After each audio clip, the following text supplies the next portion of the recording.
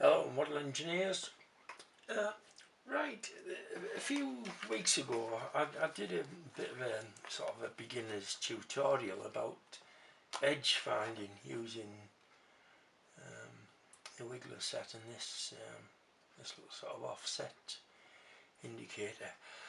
Now what I want to do today really is talk more about finding the centres of work, locating them on a mill or a drilling machine, trying to find the centres of either round holes or circular radii. So I'll go on to that in a minute, but just firstly, going back to what I did a couple of weeks back with the edge finding thing, when I mentioned this wiggler set, there was another use that I failed to mention, and that is centering stuff in the lathe. So what I'll do, just very briefly for a couple of minutes before we go on to the coaxial indicator, I'll go over the lathe and I'll show you how I use this for finding for locating the centre of an object. Okay, so we'll go over to the lathe. Okay, so we're now at my little 250mm lathe, my 10-inch Chinesium lathe. What I want to do is show now how we can pick up a mark, a centre mark off the workpiece and get it onto the centre line of the lathe.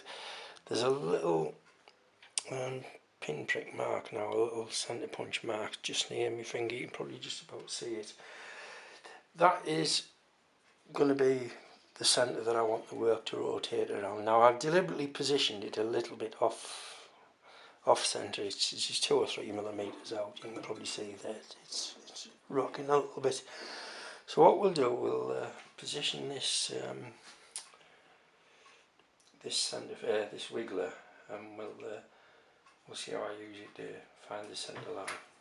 Right, at this point I've got the wiggler probe, the pointed probe, just nestled inside the centre punch mark.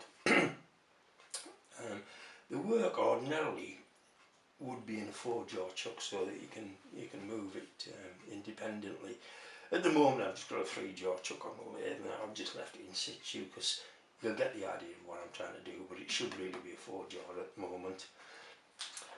Okay, so by turning the work, you can see that with the dial indicator probe resting on the wiggler probe, the indicator measures the offset, the arc that the pointer is turning in. So it would be just now a case of, with the 4-jaw chuck, manipulating the jaws to get the reading 0, and then we're on centre. Dead simple, 2-minute job.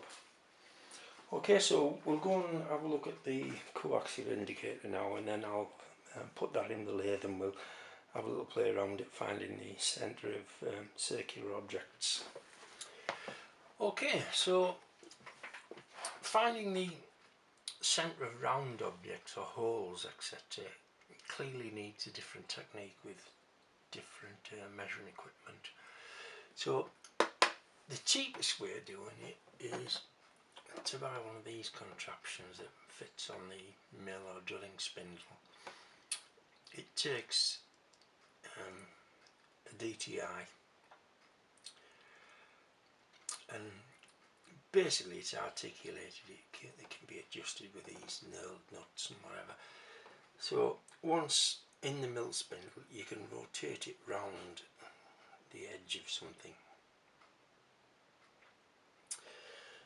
and obviously by getting the reading steady you can find the centre of work. Now so far so good. It's cheap. I think they only cost about a tenner, but by God it's a pain to use. It really is. I used it 3 or 4 times before I got a coaxial indicator. Oh, and believe you me, it drove me up the wall. I can't stand it. It's a dreadful piece of kit. It's fiddly to set up. It's easily knocked.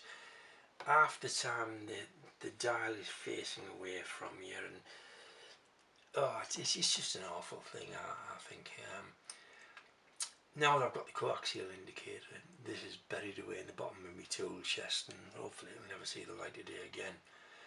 So, depending on what you do in the mill and what kind of thing you like making and whatever, if you're only going to be centering on round stuff or circular stuff once in a blue moon, then I guess this is ideal. But the kind of stuff I do, predominantly making little steam engines, etc., I kind of have to find the centre of round all cylinders and cylinder heads and things quite a lot. So I bought this, the coaxial indicator, which is far better. Well, these things are about, I think they're about 80 quid, something like that. So they aren't cheap, but if you do quite a bit of machining on round stuff, or if you use a rotary table quite a lot, get yourself one of these. It's well worth it. It saves a lot of time. It's much easier to use. Now I'll put it in the mill in a second, and we'll have a little play around with it. But just quickly before I do, I'll explain roughly how it works. This parallel shank here, this 1/2 inch shank, sits in the mill collet, and this bottom piece here, this black piece, is hinged. You can see it moves and operates the dial. That accepts various different probes. There's 7 probes of various lengths to accommodate different diameters of work, and they all just fit in this little hole here with a hand nut. Now with having 7 of these probes, some of them are straight, some of them are offset, etc. Pointed one for finding the centre punch marks. With having 7 of these probes, including the centre punch one, you can read anything from the tiniest of centre punch marks to a very, very small hole, up to something that's, well, the radius of that, what's that, 5-6 inches. So you could probably read something about, I don't know, perhaps even getting close to a foot in diameter. You could find the centre of something a foot in diameter, or maybe not quite a foot, but near enough. So for a model engineer, the kind of stuff I do, I'm never going to want to tackle anything bigger than what this is going to be able to read. So I'd well advise you to get one of these if you're interested in little engines and things. So enough of that for now. We'll go at the mill. I'll plug it in, and we'll have a little play around with it for 10 minutes. See you over at the mill. Okay, so this is the setup with the coaxial in the mill. I forgot to mention earlier, the kit comes with this this threaded rod, this threaded bar that can screw in either side of the head, and it's just to stop the entire assembly rotating, just to keep the dial facing you. As you can see when I turn it on, it just keeps the dial in front of me. Now this arm I've got in now, I've got the smallest one in just to read this hole, which I suppose is about 3/4 of an inch diameter. This arm can be hinged independently of moving the knob, moving the dial. You can see it moves. So depending on which arm you've got in, which probe, and how much you've angled it here, you can accommodate all sorts of different size radius. Now at the moment that's probably swinging at a radius that's a little bit too small for this hole. It's not going to touch So I'll swing it out a little bit further.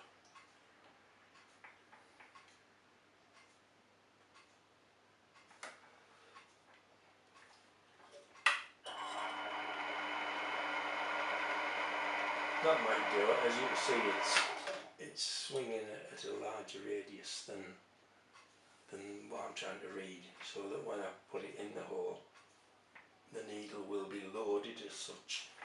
So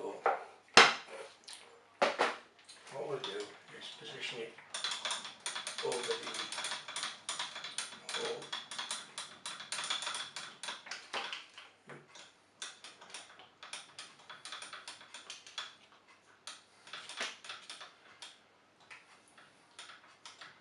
So at first you just need to be getting it roughly done by eye.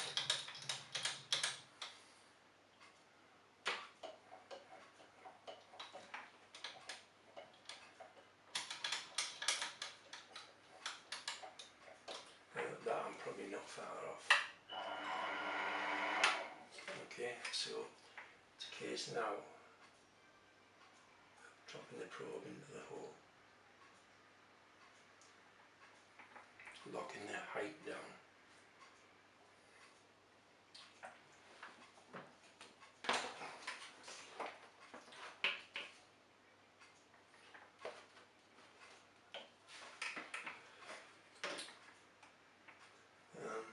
Let me swing it a little bit further towards you. I don't know where the camera can quite see. In fact, it might be better if I do it like that. It's probably a bit better. Yeah, it's firm enough. It's not ideal, but it's firm enough. So by turning the spindle, you can see that it reads how much is offset. So it's just a case of now moving the X and Y axis with the hand wheels to get the zero reading. I find it's better to work just in one axis at first, get one axis close, then move on to the other axis, get that close. Gradually you'll hone in by doing one wheel, then the other, and back to the first one. And usually it only takes a couple of minutes to get it cock on, so let's have a look. I'm probably going a little bit fast there. I think they say that it should be on about 500 RPM, something like that. Maybe a little bit faster. Okay, you can see at the moment that the needle is where it's going all over the place, it's well out. So we'll try the x-axis first.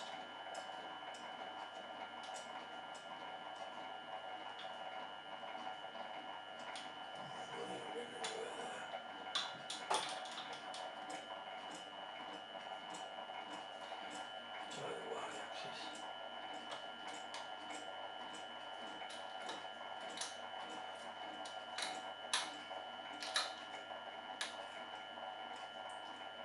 You see how gradually it's not moving as much now, I'm steadily honing in.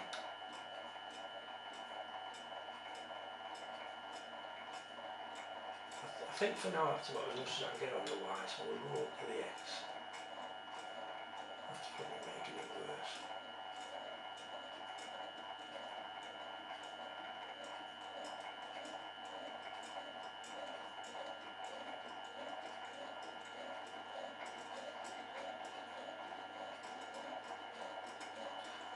That's about as much as I can get with the X, so back to the Y.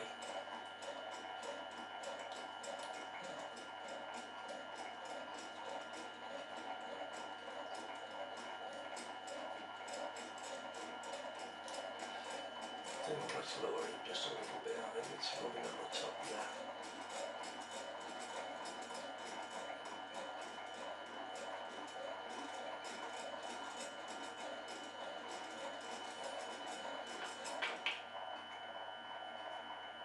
That's better.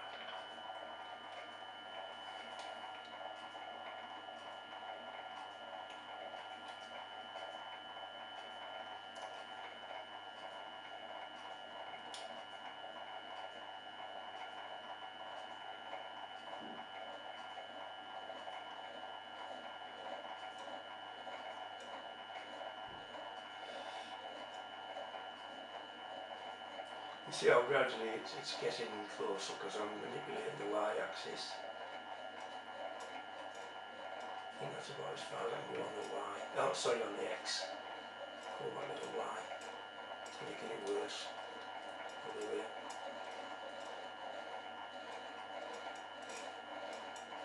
Almost getting closer.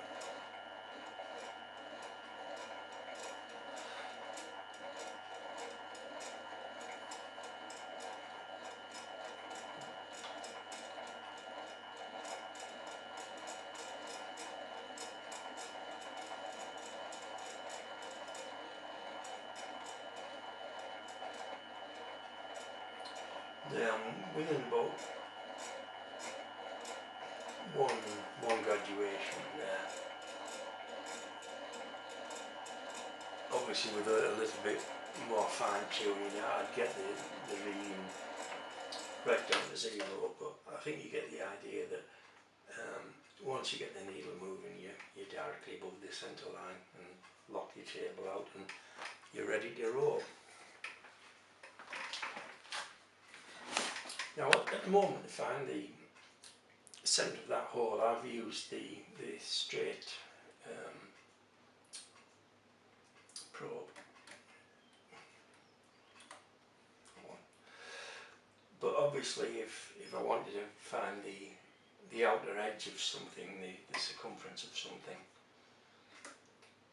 I could put something like this one in.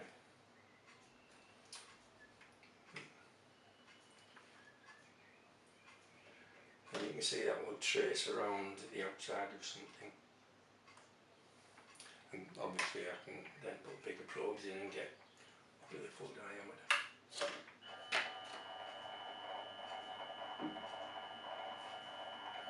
Okay, great little tool, saves an awful lot of times, it's well worth buying one. Obviously it's a great piece of kit if you're centering your rotary table, just a case of reading in that centre hole there, put your work on, then centre your work.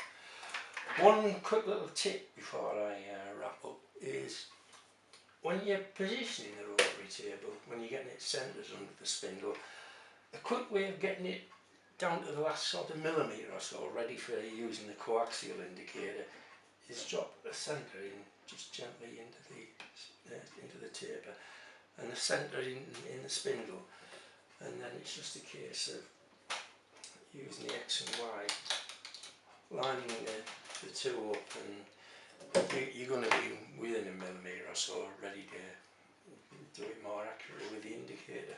So that can save a few minutes work. Okay, so there we have it.